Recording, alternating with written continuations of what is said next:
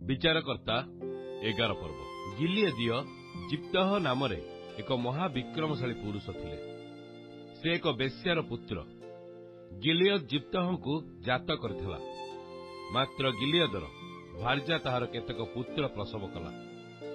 पुणी ताहार भार्यार पुत्र माने बढ़ंते से माने जिप्तह को तड़ी देई कहिले, तुम्भे आममानक पितृगृहर अधिकार पाइब नाही, कारण तुम्भे अन्य स्त्रीर पुत्र।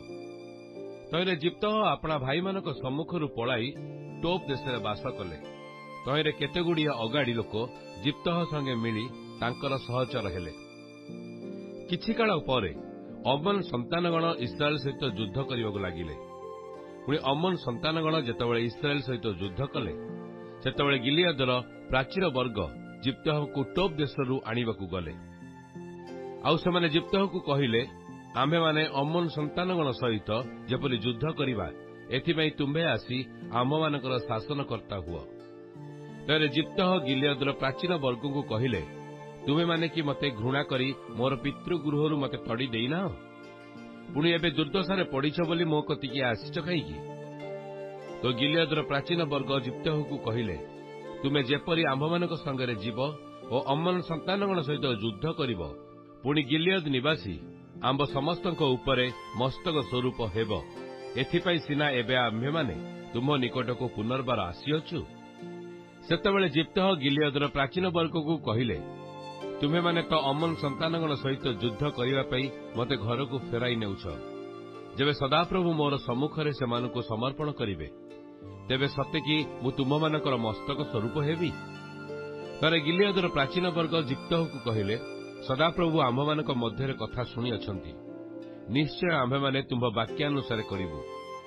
एथिरे जिप्तह गिलियदर प्राचीन वर्ग सहित गले, आ लोक माने ताकू आपणामानकर मस्तक स्वरूप और शासनकर्ता कले। पुणी जिप्तह मिस्रिप्रे सदाप्रभुक सम्मुखरे आपणार समस्त कथा कहिले। अनंतर जिप्तह अमन संतानगणर राजा निकटकू दूत पठाई कहिले, मो सहित तुम्हर की विषय जे तुम्हें मोर देश विरुद्ध युद्ध करने मो निकट को आसीअछ? तेन अमन संतानगण राजा जिप्तह को दूत मान कहला, कारण एही, इस्राएल जेतेबेले मिस्ररू बाहर होई आसिले, सेतेबेले अर्नन ठारू जद्दक और जर्दन पर्यंत मोर भूमि हरण कले। एणु एबे निर्विरोधरे ताहा फेराई दियो। तेरे जिप्तह अमन संतानगण राजा निकट को पुनर्बार दूत पठाई ताहाकू कहिले। जिप्तह एई कथा कहन्ते मोयाबर भूमि किएबा अमान संतानगणर भूमि इस्राएल हरण करिनाही, मात्र इस्राएल मिस्ररू आसिबा बेले इस्राएल सुफसागर पर्यंत प्रांतरे भ्रमण कला उतारे कादेशरे उपस्थित हेले। सेतेबेले इस्राएल इदोमर राजा निकटकू दूत पठाई कहिले, विनय करुअछि, तुंभ देश देई आंभकू जीवाकू दियो। मात्र इदोमर राजा शुणिला नाही। पुणी सेही प्रकार से मोयाबर राजा निकटकू कही पठाइले, से मध्य सम्मत हेला नाही। तेणु इस्राएल कादेशरे रहिले। ए उतारे से प्रांतर देई जाई इदम देश और मोयाब देश घुरी मोयाब देशर पूर्व दिग देई आसी अर्नन सेपारी रे छाउणी स्थापन कले। मात्र सेमाने मोयाब सीमा भितरे प्रवेश कले नाही, कारण अर्नन मोयाबर सीमा थिला। पुणी इस्राएल हिजबोनरो इमोरिय राजा सिहोन निकटकू दूत पठाई पुणी इस्राएल ताहाकू कहिले, विनय करुअछु, तुम्भ देश देई आंभमानक स्थान को जीवापाई आंभमानकू दियो। मात्र सिहोन अपना सीमा दे जीवापाई इस्राएल को विश्वास कला नहीं। पुणी सिहोन अपना समस्त लोकों को एकत्र करी जसहरे छाउणी स्थापन करी इस्राएल संगे युद्ध कला। तेरे सदाप्रभु इस्राएल परमेश्वर सिहोन को और ताहार समस्त लोकों को इस्राएल हस्तरे समर्पण करन्ते सेमाने सेमानकू आघात कले। एई रूपे इस्राएल सेई देश निवासी इमोरिय मानक समस्त देश अधिकार कले। सेमाने अर्नन ठारू जद्दक पर्यंत और प्रांतर ठारू जर्दन पर्यंत इमोरिय मानकर समस्त सीमा अधिकार कले। एहेतु सदाप्रभु इस्राएल परमेश्वर अपना लोक इस्राएल मानक सम्मुखरू इमोरिय मानकू अधिकारच्युत करिअछंती। एबे तुम्भे कि सेसबुर अधिकार करिब? तुम्भर कामोस देव जहा तुमको अधिकार करने दियंती, ताहा कि तुम्हें अधिकार करिब नाही? से रूपे सदाप्रभु आम्भमानक परमेश्वर जो मानकू आम्भमानक सम्मुखरू अधिकारच्युत करिअछंती, सेमानकू आम्भेमाने अधिकार करिबु। କୁହ ଦେଖି, ତୁମେ କି ମୋୟାବ ରାଜା ସିପ୍ପୋରର ପୁତ୍ର ବାଲାକ ଠାରୁ କିଛି ଅଧିକ? ସେ କି ଇସ୍ରାଏଲ ସଙ୍ଗେ କେବେ ବିବାଦ କରିଥିଲେ? ଅବା ସେ କି କେବେ ସେମାନଙ୍କ ବିରୁଦ୍ଧରେ ଯୁଦ୍ଧ କରିଥିଲେ?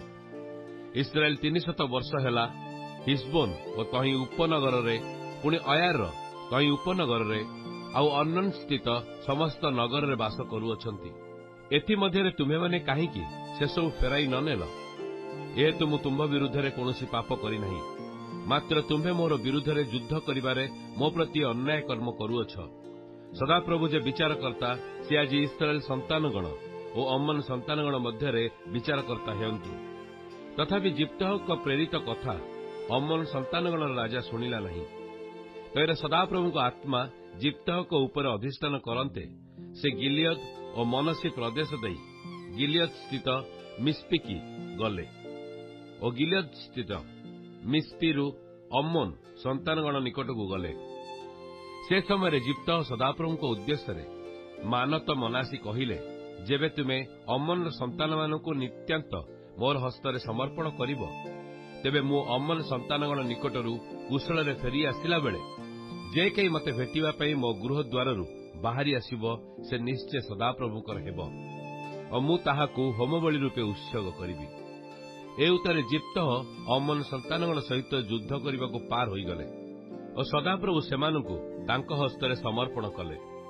ତହିଁରେ ସେ ଅରାୟରଠାରୁ ମିନିଟ୍ ପର୍ଯ୍ୟନ୍ତ 20 ନଗର ଓ ଅବେଲ କରାମି ପର୍ଯ୍ୟନ୍ତ ଅତି ମହାସଂହାରରେ ସେମାନଙ୍କୁ ସଂହାର କଲେ। ଏ ରୂପେ ଅମନ ସନ୍ତାନଗଣ ଇସ୍ରାଏଲ ସନ୍ତାନଗଣ ସମ୍ମୁଖରେ ପରାସ୍ତ ହେଲେ। ଅନନ୍ତର ଜିପ୍ତହ ମିସିପ୍ରେ ଆପଣା ଗୃହକୁ ଆସିଲେ। ଆଉ ଦେଖ, ତାଙ୍କର କନ୍ୟା ତାଙ୍କୁ ଭେଟିବା ପାଇଁ ଦାରା ନେଇ ନୃତ୍ୟ କରୁ କରୁ ଆସିଲା। ସେ ତାଙ୍କର ଏକମାତ୍ର ସନ୍ତତି ଥିଲା, ତାହାଛଡ଼ା ତାଙ୍କର ପୁତ୍ର କି କନ୍ୟା ନଥିଲା। ସେତେବେଳେ ସେ ଆପଣା କନ୍ୟାକୁ ଦେଖି ଆପଣା ବସ୍ତ୍ର ଚିରି କହିଲେ, ହାୟ ହାୟ ଆମ୍ଭର କନ୍ୟା, ତୁମ୍ଭେ ମୋତେ ଘୋର ସନ୍ତାପରେ ପକାଇଲ।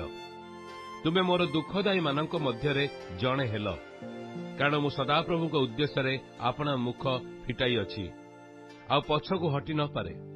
ତହିଁରେ ସେ ତାହାଙ୍କୁ କହିଲା, ହେ ଆମ୍ଭର ପିତ, ତୁମ୍ଭେ ସଦାପ୍ରଭୁଙ୍କ ଉଦ୍ଦେଶ୍ୟରେ ଆପଣା ମୁଖ ଫିଟାଇଅଛ। ତୁମ୍ଭ ମୁଖରୁ ଯାହା ନିର୍ଗତ ହୋଇଅଛି ତଦନୁସାରେ ମୋ ପ୍ରତି କର, କାରଣ ସଦାପ୍ରଭୁ ତୁମ୍ଭ ନିମନ୍ତେ ତୁମ୍ଭ ଶତ୍ରୁ ଅମନ ସନ୍ତାନମାନଙ୍କଠାରୁ ପରିଶୋଧ ନେଇଅଛନ୍ତି। ଆହୁରି ସେ ଆପଣା ପିତାକୁ କହିଲା, ମୋ ପାଇଁ ଏଇ କଥା କରାଯାଉ, ମୋତେ 2 ମାସ ଛାଡ଼ିଦିଅ।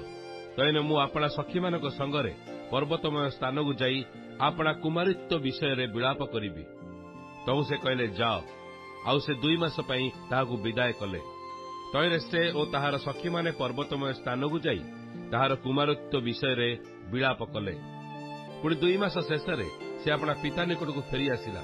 ତହିଁରେ ପିତା ଆପଣା ମନାସଲା ମାନତ ଅନୁସାରେ ତା ପ୍ରତି କଲେ। ସେ ପୁରୁଷର ପରିଚୟ ପାଇନଥିଲା। ତଦ୍ବଧି ଇସ୍ରାଏଲ କନ୍ୟାମାନେ ବର୍ଷକୁ ବର୍ଷ ଗିଲିୟଦୀୟ ଜିପ୍ତ କନ୍ୟାର ଗୁଣ କୀର୍ତ୍ତନ କରିବାକୁ ବର୍ଷକେ 4 ଦିନ ଯିବାର ରୀତି ଇସ୍ରାଏଲ ମଧ୍ୟରେ ଚଳିଲା।